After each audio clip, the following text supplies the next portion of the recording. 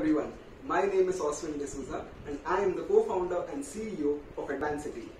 And welcome to our today's session in which we would be discussing about how exactly digital education is going to help your child stand out from the crowd. So to understand this session in detail, we have divided this session into three parts. The first part being why exactly is digital education so important and why is everybody discussing about it.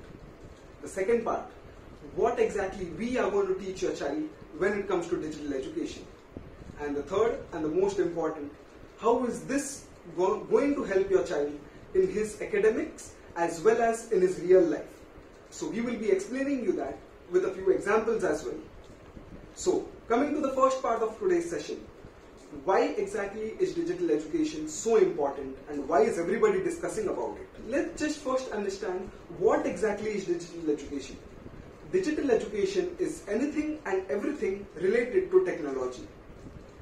Now, why is this so important? I'll just give you a small example. So, last year, I suppose, just before the lockdown or prior to the lockdown, we used to go to the shopping mart to purchase our products or purchase our groceries, and we used to bring it home.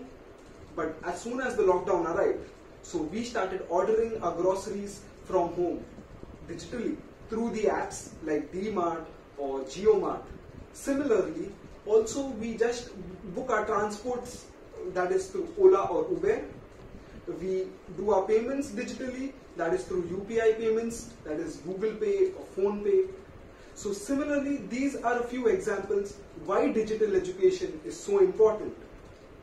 So digital education is actually not only important for a science student or a student from only IT or CS background. It is also important for each and every child from commerce or even an arts background as well. The reason being, your child, if he learns to, just an example, your child, if he learns to make a website, so he can, if he is from an arts background, he can start writing his own blogs. If he is from a commerce background, he can start with his own website, or even he can help the local stores go online. So let's begin with the second part, that is what exactly we are going to teach your child when it comes to digital education and how is it going to help him. So let's begin with the second part of our session today. What we are going to teach your child is to make creative animations, value-added stories and fun-loving games, which your child will definitely enjoy. So let's have a look at it. As you see on the screen, the platform on which we would be teaching your child to make these animations, games, stories is called as Scratch. So let's just understand a few technical terms about Scratch before going ahead. So as you see on the screen, on the right hand side, there is this cat which is moving, right? So this particular cat or this particular character is called as your sprite, and you can place him wherever you want. Now, similar to this, there are other sprites as well. If you go down over here, you can see this option called as choose a sprite, and when you click on it, there are these various sprites which appear on your screen. Like there is a girl, there is a balloon, there is a bear, etc. And similarly, there are various other sprites which are available. So in the course of time, when your child would be joining a course, he would be learning about how to use these sprites as well. So coming back to the left hand side of the screen, you see this particular thing. You see my cursor on the screen, which is called as code. So this is your code tab, and in the code tab there are different options which are available. That is the motion block, the looks block, the sound block, the events block, control block, and similar various other blocks like sensing, operators, variables, and even you will learn how to create your own blocks as well. So let's begin with the first part, which is the motion block, wherein you see these blocks, right? So you see this block called as move 10 steps or turn 15 degrees right or turn 15 degrees left. So these blocks are called as your code blocks. Now definitely if you want to make this sprite move as per how you wish, so definitely you have to include these codes in your sprite. So where would you write these codes? The middle part of the screen which you see over here where my cursor is moving, so this is the part wherein you will be writing your codes, and this area is called as the code area, wherein your child would be, you know, clicking these blocks, dragging it and bringing it over here and pasting it over here. So this is how your child would be learning to drag and drop these blocks and make the sprite perform certain activities. So let's just begin with a small activity to understand this in detail. So let us consider this activity. I'll just give you a small activity. So what we have to do is, you need to move this sprite 100 steps right. After that, you wait for a second. Then you need to increase the size of this cat or of this sprite a little bit. After that, he'll again wait for a second, and after waiting for a second, he would say, "Hello, I am Oswin D'Souza." After that, he would say, "Welcome to my learning session." All right. So this is the activity which we have to perform today. So let's just have a look at it again. So the first step, what you have to do is move the cat 100 steps right. Then you have to make it wait a second. After that, what you have to do is you have to increase its size a bit. Again, wait for a second, and then make the sprite say, "Hello, I am Oswin D'Souza." And after that, again say, "Welcome to my learning session." So let's just have a look how exactly we are going to do this. So I just place this cat on the extreme left side. Now what I do is I select the move block, I click and bring it over here, and I paste it. And now, as we said, we have to move our cat by 100 steps. So I just click over here and make this 10 as 100. After that, we have to wait for a second. So I go to the control block, wherein I find control section, wherein I find the wait block, which is wait for 1 second, and I drag it and I paste it over here. So now the cat will move 100 steps and it will wait for a second. The next part what we have to do is we have to increase its size by some amount. So for that, we go to the look section, and in the look section you will find a block over here down called as change size by. So I'll click on this block, I'll bring it over here and paste it here, and I want to increase its size by say 30. So I've increased the size by 30. After that, as I said, again we have to wait for a second. So going to the control section, again the wait block, and here it's pasted. Now we have completed these two parts. Now coming to the third part where the cat has to say something.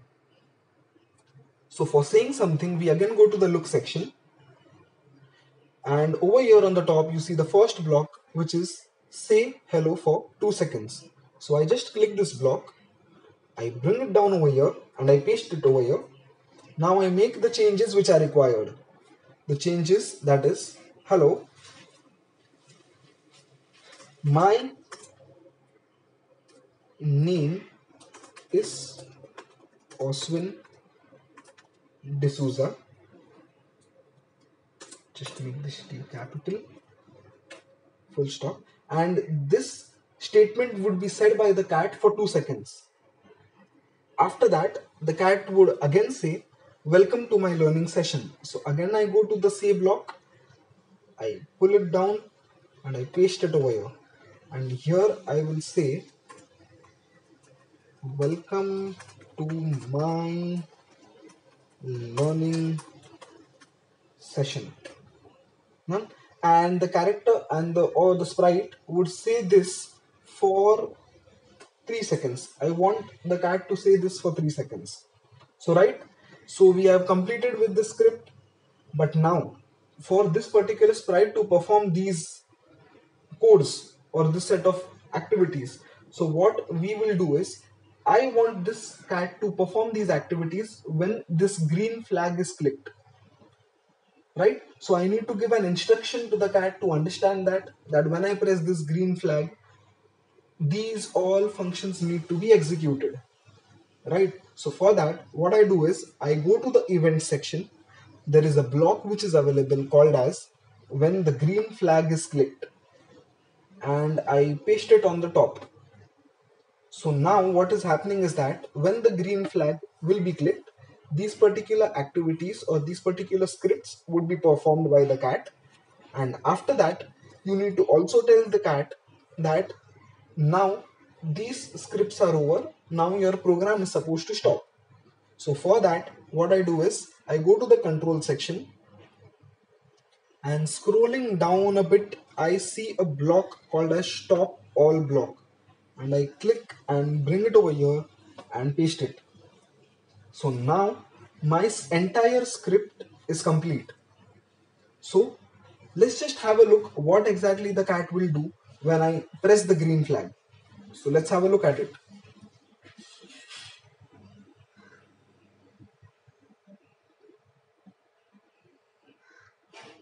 So as you have seen, the activity happened a bit quickly, but then it has actually performed whatever we have told the cat to do. So it has performed those activities appropriately, right? So you might be thinking, what exactly is my child going to learn from this, right?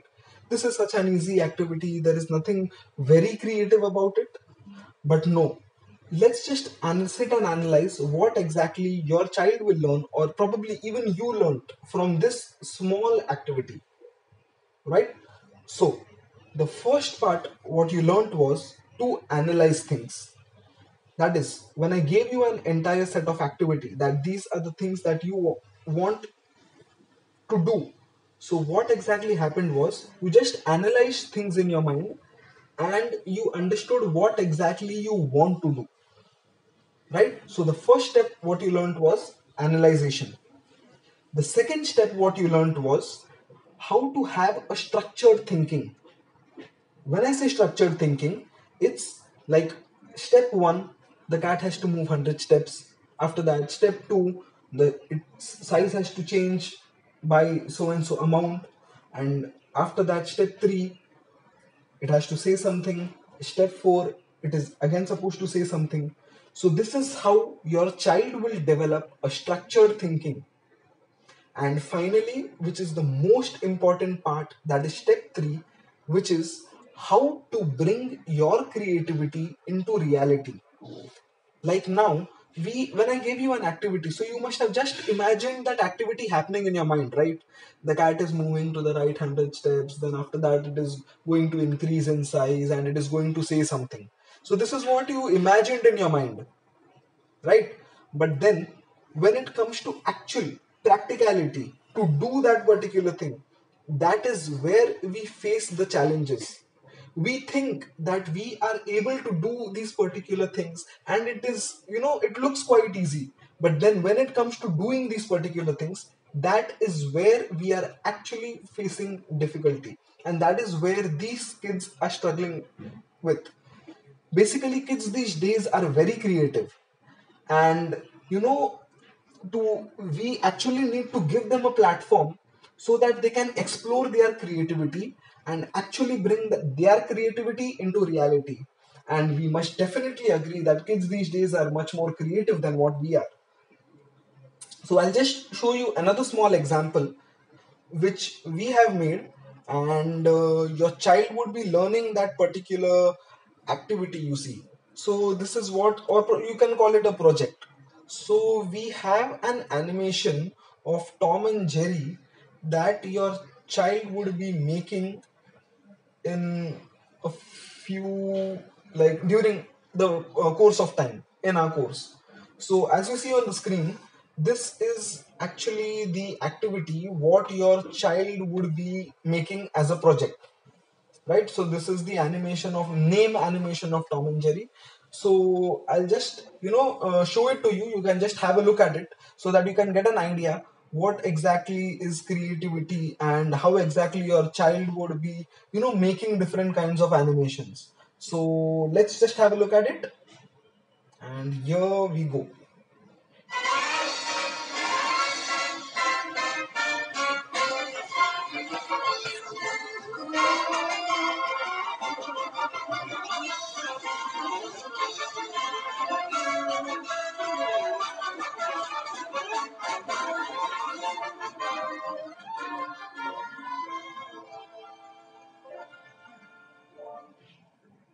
So these are the kinds of projects your child would be making, wherein it looks quite simple, but then there are different kinds of codes which or code blocks which need to be uh, uh, joined appropriately to get this particular desired output. So wherein your child would be developing that logical thinking which is actually required for your child. Now, let's move on to the third part of our today's session, wherein we would be telling you, or we would be showing you how exactly this particular thing, this particular project called as Scratch, that is where we would be teaching you animations, stories, as well as games, would help your child not only in his academics, but also he would be able to apply that in his real life applications as well. So let's just have a look at it in the third part of our session. So coming to the final part of today's session, that is how is this block coding or digital education going to help your child in his academics as well as in his real life. And let's see a few examples as well. So how is this going to help your child in his academics? When it comes to academics, kids these days are by hearting things. You see, kids, they mug up their studies and they go and write it in their exams, and later on they probably tend to forget about it. But when your child learns programming or learns how logic building is done, he understands the concept first, and later on he will actually perform the task, whatever is given to him. As we said, the three-step process before: first is to analyze, second is to think, and finally the third one to act. So this is how your child will be learning block coding, and this is going to help your child to understand the concept and eradicate the concept of by-hearting or mugging up. So this is going to help your child in subjects like science and tech as he is learning it. The second part, which is math, that is, it will help him in algorithmic thinking. And finally storytelling, which would help him in subjects like history or even geography or even languages as well, in which it contains a few chapters which have stories included in it. So to give you an example, when your child studies something, he just by hearts things and he forgets it later on. But when you show your child a movie or he sees a movie, so he remembers that for probably even 2 to 3 years down the line. So this is an example how is block coding going to help your child in his academics. Coming to a real life example, let's understand a simple real life example. Let's say when I was a kid, I used to go out to play cricket, and my friend hit a shot and it broke the glass pane. So now what we as kids used to do, we used to run here and there helter-skelter, and we used to think we would get scolded. But then what actually we should have done was, if your child learns this particular thing, he learns to make those small wise decisions which are very important. That is, what he would do is, he would just go to the house where the window pane is broken and he would just go and apologize to them and